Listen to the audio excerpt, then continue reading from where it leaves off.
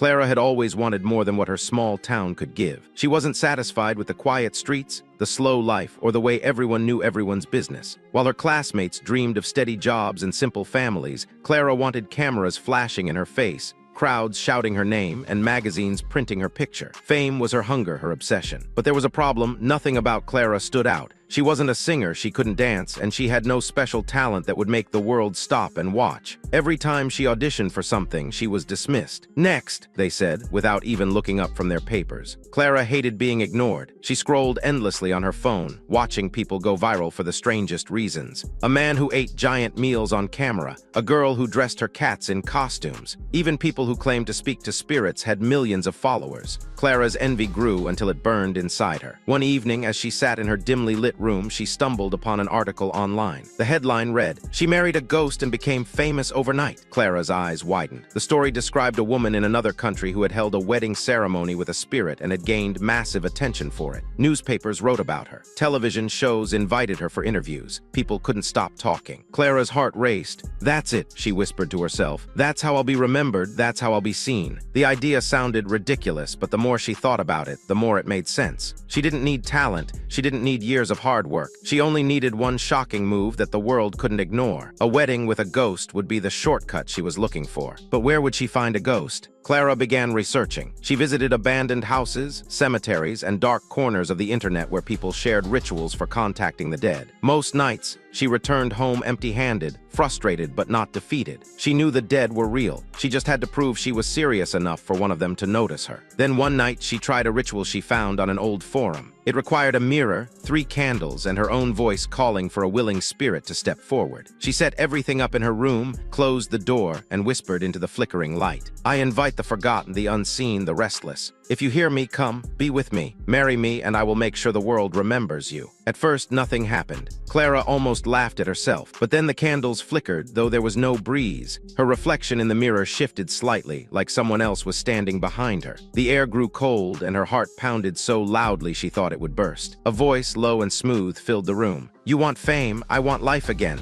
Perhaps we can give each other what we crave." Clara gasped, her eyes wide with both fear and excitement. She could barely breathe, but she forced the words out. "Who are you?" The mirror darkened as though ink had spilled across it, and then letters began to form on the glass, one by one. Edmund. The name lingered in the air, heavy and sharp. Clara swallowed hard, her voice trembling. "Edmund, will you marry me?" The mirror pulsed with a faint glow, and the voice answered, "Yes, but once you choose me, there is no turning back." Clara nodded without hesitation. "I don't care, I want this." The candles went out all at once, plunging the room into darkness. Clara felt icy fingers brush against her hand, and though no one was there, she knew Edmund had accepted. From that night on, Clara wasn't alone. Shadows followed her. Whispers filled her ears. At first, it was terrifying, but she reminded herself of what she wanted, the world's attention, and she could already feel that something extraordinary was beginning. The only question was, had she just gained her shortcut to fame, or signed her life away to something far darker than she understood? The morning after the ritual,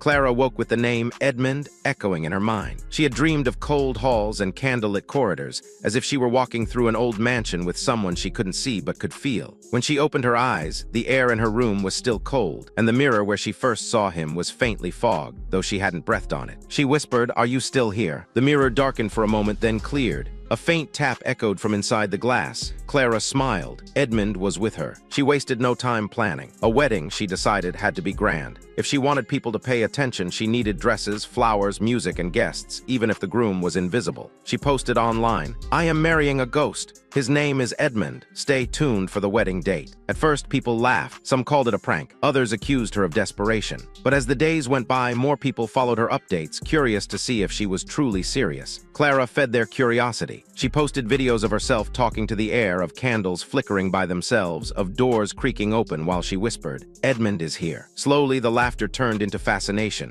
News outlets picked it up. "Local woman claims she will marry a ghost," the headlines read. Reporters started knocking at her door, asking questions. Clara, glowing with attention, told them confidently, "Love is not limited to the living. Edmund and I have chosen each other." The town was divided. Some called her insane. Others whispered in awe, convinced she had really connected with a spirit. But one thing was certain, Clara had what she wanted. People were talking about her. The wedding date was set for October 31st, Halloween night. Clara said it was fitting, and Edmund approved. The preparations were strange, but Clara threw herself into them with excitement. She bought a white gown trimmed with silver, explaining that Edmund liked classic elegance. She ordered 2 rings, one for herself and one to place on Edmund's hand, even if no one else could see it. She chose an old abandoned chapel at the edge of town as the venue, claiming Edmund had led her there in a dream. When the night came, the chapel was filled with a mix of curious locals, reporters, and even strangers who had driven hours to witness the bizarre event. Cameras flashed as Clara, glowing in her gown, walked slowly down the aisle. The chapel smelled of dust and mold, the wooden pews creaking under the weight of the crowd. At the altar, Clara turned to face the empty space beside her. She smiled as though someone stood there. "He's here," she whispered. The ceremony began. A hired officiant, clearly uncomfortable, read from the vows. "Do you, Clara, take Edmund, spirit of the departed, to be your eternal companion?" "I do," Clara answered firmly. "And do you, Edmund,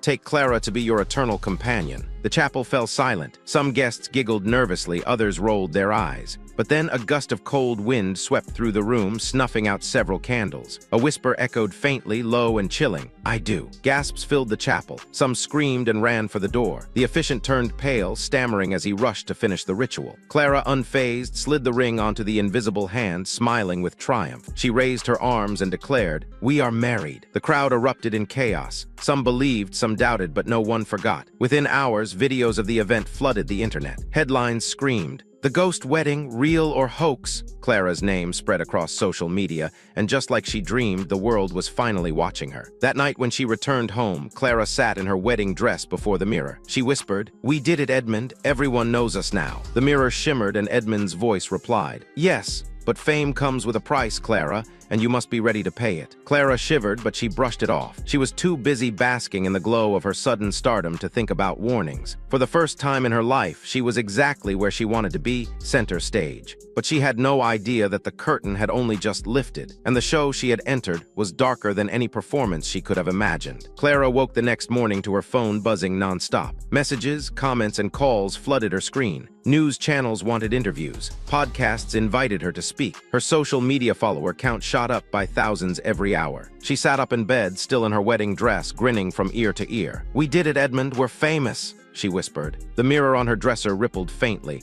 and Edmund's voice slid through the air like smoke. "Yes, Clara. They all see you now, but fame is not free. Remember that." Clara laughed. "I've worked too hard for this. Nothing can stop me now." Within days, Clara was everywhere. Photos of her ghost wedding trended on every platform. Late-night talk shows joked about her. Paranormal channels debated whether Edmund was real. She gave interviews, her white gown becoming her signature outfit. She always left an empty chair beside her, saying, "That's Edmund's seat." The crowd would laugh or gasp when the lights flickered or microphones buzzed. Edmund's subtle way of making his presence known. At first, Clara loved it. She bathed in the spotlight, answering every question with charm. "Why a ghost?" reporters asked. Clara replied, "Because love doesn't die." Every answer made her seem mysterious and bold. Her followers adored her, sending gifts and letters addressed to the bride of the spirit. But fame is a greedy fire. It always wants more. Soon, people grew restless with her simple answers. They wanted proof. They wanted Edmund to perform, to show himself, to do tricks. Clara, nervous, begged Edmund one night, "Please, you have to give them something. They want to see you." The mirror darkened, and Edmund's tone turned sharp. "I gave you what you wanted, Clara. I gave you fame. Do not ask me to dance for them like a circus beast." Clara frowned, pouting at her reflection. "But they'll stop caring. Don't you want us to stay famous?" Silence filled the room.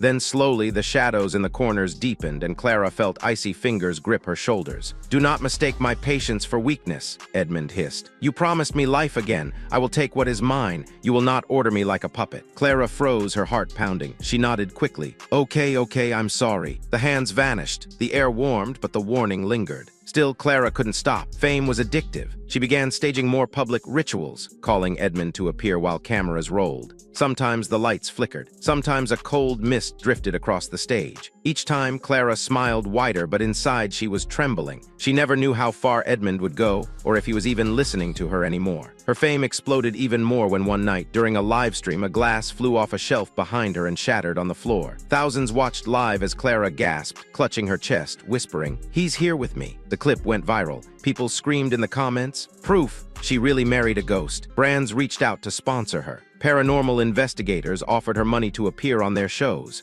She signed deals, smiling for cameras, always leaving space beside her for Edmund. But behind closed doors, things were different. Edmund grew demanding. "You parade me like a trophy," he snarled one night. "You said you would give me life again, not turn me into a spectacle." Clara argued back. "You wanted to be remembered, didn't you? Now the world knows your name." The mirror shook violently, cracks forming along its edges. Clara screamed, stumbling backward as Edmund's voice thundered. "This fame is yours, Clara, not mine, and you will pay for every eye that watches." The glass split down the center, but instead of shattering, the crack glowed faintly, like a wound that bled light. From that night on, Clara noticed strange changes. Her reflection in the broken mirror sometimes moved on its own, smiling when she was. Her body grew colder, her breath fogged the air even in summer, and sometimes, when she looked in photographs, she saw Edmund's shadow standing directly behind her. Still, she pressed on. She couldn't let go of the fame now. She told herself Edmund was just adjusting, that he'd calm down. She convinced herself she was in control. But deep down, Clara knew the truth. Edmund was no longer just beside her. He was inside her life, her body, her fame. And every cheer from the crowd, every flash of a camera only seemed to make him stronger. And Clara, blinded by the spotlight, didn't realize she was feeding a ghost more powerful than any audience could ever be. Clara's life looked perfect from the outside. She was in magazines, trending online, invited to every talk show. Her face smiled from billboards, and her name was whispered in fascination wherever she went. But when the cameras stopped rolling, she was no longer the Clara she used to be. It began subtly. Sometimes she'd hear Edmund's voice in her head, not just from the mirror. "Wear the black dress tonight," he would whisper, and without thinking, Clara obeyed. Other times, he would guide her hand while she wrote interviews, making her say things she hadn't planned. At first, she didn't mind. She thought, "He's just helping. He wants me to look good." But soon the whispers grew stronger. They became commands. "Smile wider. Don't laugh at that. Look at me, not them." One night during a live television interview, Clara froze mid-sentence. Her eyes glazed over, and in a voice deeper than her own, she said, "The living are blind. They hunger for what they cannot see." The studio went silent. The host shifted nervously, trying to laugh it off, but the audience looked uneasy. When the broadcast ended, Clara clutched her head in the dressing room. "Why did you do that?" she whispered furiously at the empty air. The mirror in the corner flickered, and Edmund's face, faint but unmistakable, appeared in the cracks. "Because they must remember me, Clara, not just you, me." Clara trembled. "But this is my career. Ours," his voice sliced through her thoughts like a blade. "Without me, you are nothing. Do not forget that." From then on, Clara lost moments of time. She would wake up hours later, realizing she had been speaking at events or signing autographs, but with no memory of it. Her followers began noticing her strange behavior. "Why did she sound like a man last night?" Her eyes looked black in that photo. "Is she possessed?" But instead of ruining her fame, it only fueled it. People were more obsessed than ever. "Clara and Edmund are real," fans whispered.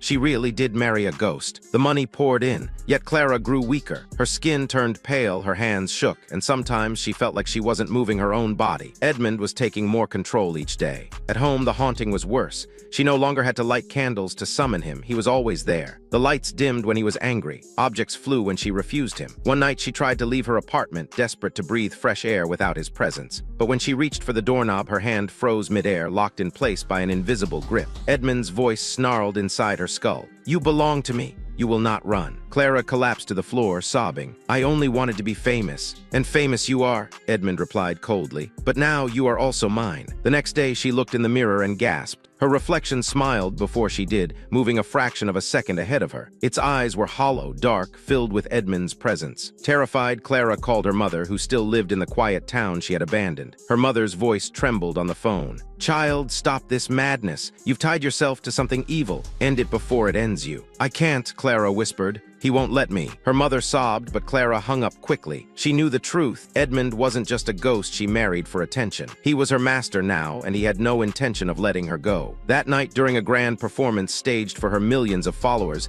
Edmund showed just how deep his control had become. Clara stepped on stage in her white gown, the spotlight burning down on her. She opened her mouth to speak, but it wasn't her voice that came out. It was his. The audience gasped as a man's deep, chilling words echoed through her lips. "I am Edmund, I am the groom, and she is mine forever." The lights burst, the stage shook, and screams filled the hall. Cameras recorded everything. Overnight, the footage spread like wildfire. Some viewers fainted while watching. Others swore they saw Edmund's shadow standing behind her on stage. Clara sat alone in her room afterward, her hands trembling, her throat sore from a voice that wasn't hers. "What are you doing to me?" she whispered. The mirror cracked further, spreading like a spider's web. Edmund's voice seeped through, soft but deadly. You wanted fame, Clara. Now the world knows us both. Isn't this what you dreamed of? Clara buried her face in her hands, tears streaming. She finally realized the truth. She hadn't married a ghost. She had shackled herself to one. And Edmund was tightening the chains with every passing day. Clara no longer felt like herself. Fame surrounded her, but freedom was gone. The world cheered her name, but she lived as a prisoner in her own body. At night,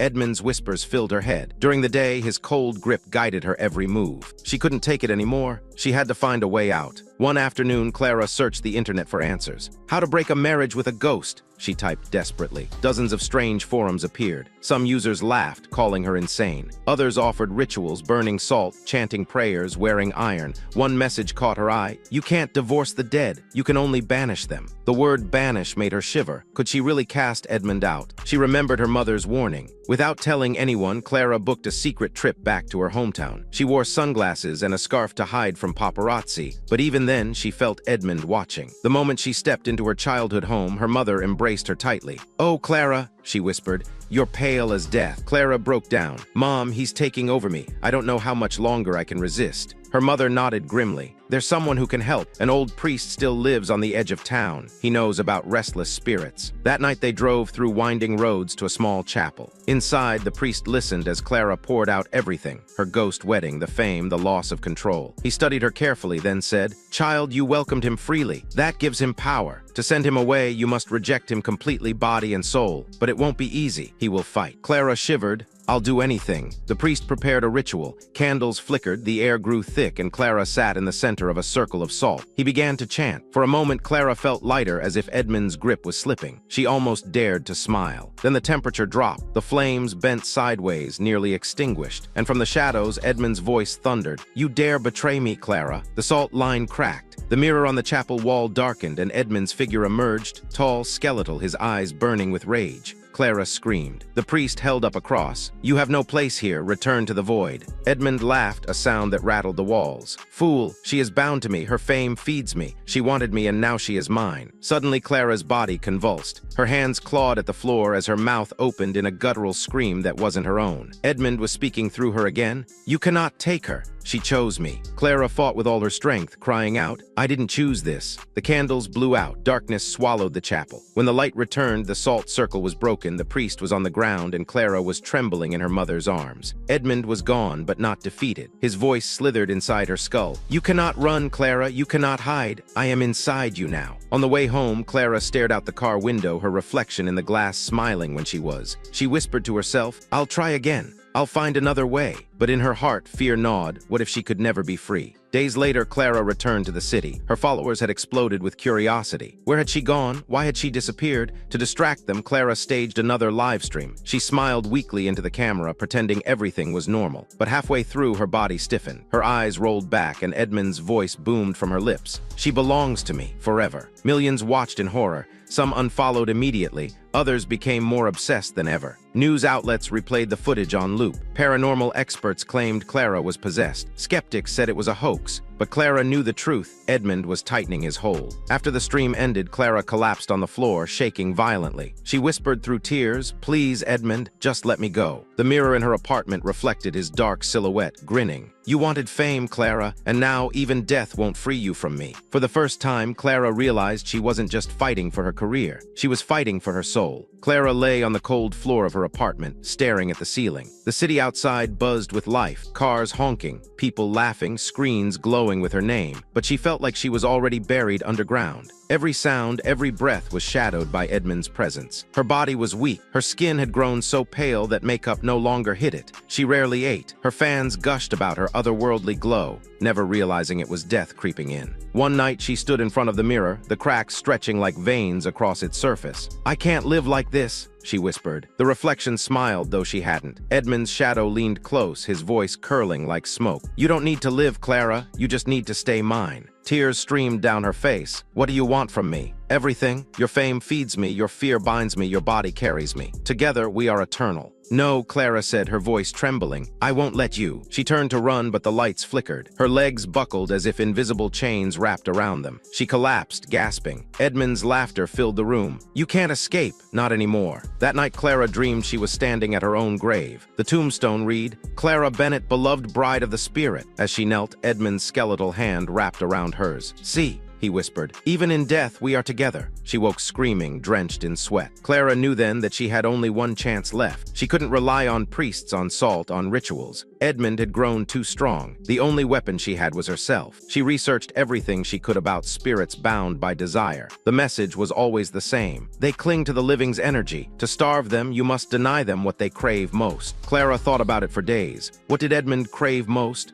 Not just her, but the attention, the fame, the audience that fed his strength. If she wanted to weaken him, she had to let it all go. The next morning, Clara shocked the world. She posted a final message to her followers. "This is my last broadcast. I am leaving everything behind. No cameras, no interviews, no fame. Don't look for me. Goodbye." Millions watched in disbelief as Clara, dressed in her wedding gown, live-streamed one last time. Her eyes were hollow, but her voice steady. "I wanted fame so badly that I sold my soul to a ghost, but no more. Edmund, I reject you. I reject the fame. I reject it all." The lights exploded. Glass shattered. Clara's body jerked violently as Edmund screamed through her lips. "You dare defy me in front of them." The screen flickered. Shadows swirled behind her, forming Edmund's looming figure. Viewers around the world typed frantically in the comments, some terrified, some convinced it was a stunt. Clara's body trembled, her voice breaking. "I don't care if I'm forgotten. I don't care if I vanish. I want freedom." For the first time, Edmund's roar sounded desperate. The walls cracked. The mirror split apart completely, and his silhouette clawed toward her, trying to hold on. But without the audience's adoration, without Clara feeding him willingly, his strength faltered. His figure thinned, dissolving like smoke in the wind. "No," he howled, his voice echoing across the digital stream. "You can't exist without me. You'll be nothing." Clara, her eyes burning with tears, screamed back, "I'd rather be nothing than yours." And then silence. The live stream cut to black. For hours, the world speculated. Some said Clara staged everything as an elaborate hoax. Others believed she had been possessed for real. But Clara herself was gone.